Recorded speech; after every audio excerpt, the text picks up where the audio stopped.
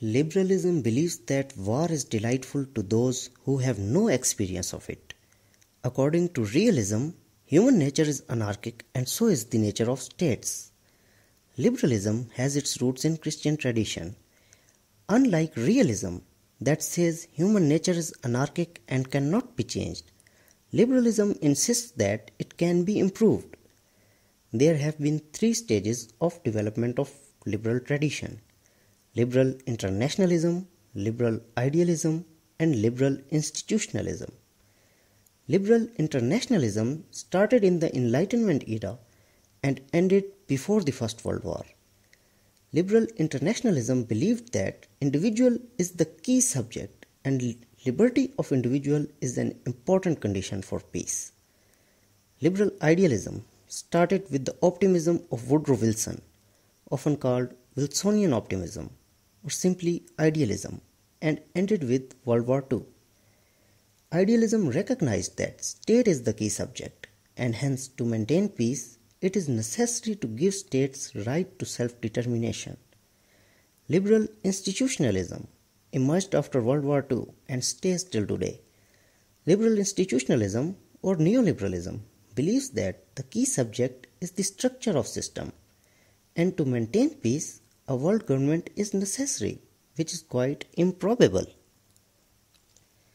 International law lies at the heart of liberalism. Hugo Grotius is considered founder of international law. He gave the concept of natural law. According to it, fundamental rights must be preserved. According to Hugo Grotius, the legitimacy of laws by government must be judged by universal standards of justice, that he called natural laws. Hugo Grotius gave the just war doctrine. According to him, three reasons justify the war: self-defense, protection of property of a state, and revenge. Other than these, there is no justification of war in the eyes of Hugo Grotius. A famous liberal scholar is John Locke. According to him, all individuals have rights and governments are meant to protect them. Hence, according to liberal tradition, a government sounds like a servant to individuals, and this concept is fundamentally opposite to realism. Another famous liberal scholar is Immanuel Kant. According to him, perpetual peace among the nations can be achieved. He proposed to make a peace federation among the states. The three main aspects of that peace federation are: number 1, freedom of all humans; number 2, human rationality, as rational individuals with moral values can create peaceful societies; and number 3, republican states having constitutions, that is, democracies. Montes gave his theory of separation of powers, where legislature, executive, and judiciary are separate from each other. Another liberal traditionalist was a French philosopher, Rousseau.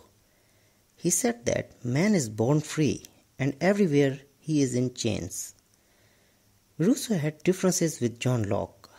John Locke was a proponent of representative democracy, where public elects a small group of politicians to make laws. According to Rousseau, all citizens should have a direct say in making of any public decision, and not through a small group of politicians.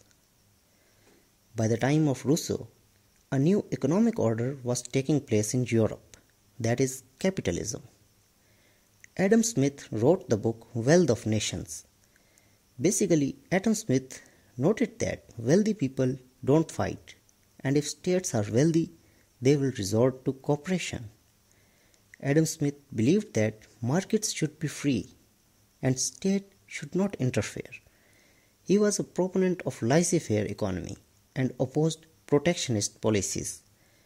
According to him, global wealth leads to global peace. Realists are skeptical of economic interdependence. For Immanuel Kant and Adam Smith, international cooperation is rational. There are three solutions to collective goods problem in international relations: dominance approach, reciprocity, and identity approach. Dominance approach is used by realists. Reciprocity, that is reward for mutual cooperation, and identity approach, that is sacrifice for in-group. Liberalism uses reciprocity and identity approach. Realism believes that states want more power. Liberalism believes that states want more peace. According to liberalism, when states do trade, they indulge less in wars. Also, liberalists believe that democracies never fight with each other because nature of individuals is pacific and the collective will of individuals does not let the states to fight. This is called democratic peace, and it is true. In all of the history, two democracies, real democracies, have never fought with each other. Francis Fukuyama calls liberal democracy and capitalism to be the best ways for humans, and he called them end of history.